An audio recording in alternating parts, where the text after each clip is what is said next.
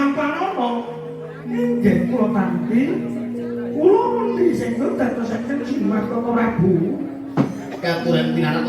ingkang kanthi swinca monggo Koko Prabu yo yai kasta pundi Dewi Yanti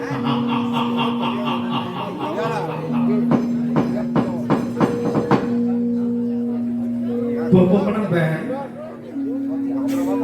kula ngaturaken salam takdir krawuh singandika paman pendhita Durna usuk leleng blek guduk monyor-monyor manuk plit kantil buntuting iso adeng-adeng tumumpang mripat sing dangu kula paten saya mboten iya adeng-adenge tumumpang mriki saya dangu kula paten kaya nyawang sinden sakti penganten anyar mulane sing kendang panas gawat cangkingan kenapa medialan darani kok sampe kalau penayan kan ngati-hati jejere ke predator Ora kapunten gojek sama Paris dari Petoro Kresna salam taklim kula dikatus nyandika nggih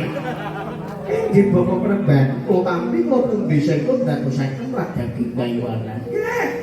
pandadosaken katentreman dhateng putra garwa ugi sumrambah wonten negari Dwarawati niki nggih monggo Bapak katuran pinarak lenggan kanthi sekeca Bapak Pendhita sampun boten kirang prayogi meneh kalian pradatan dasare pun dangu boten kepanggih kalian kanca rombongan dalu punika sang kesertan sanget ya napa malih para putri-putri dalu niki seragame anyar duit kase wis bobor singgene anyar-anyar niki panom niki kula cocok sanget mugi saged dados jampi saya dateng sedaya pamriksa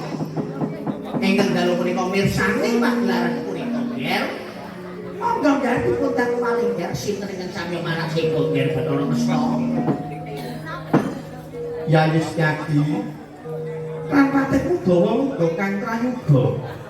tetan kirang prayogi kula ngaturaken sembah kula ngaturaken sembah sinuwun pangis kula jengicun wae namana Dewi kula nampi kula pundi ngaturaken sembah kula nampi kula pundi saengga ngaturaken radagi gayuwanan keparing amit pasang kaliman tampi Nyai Kresna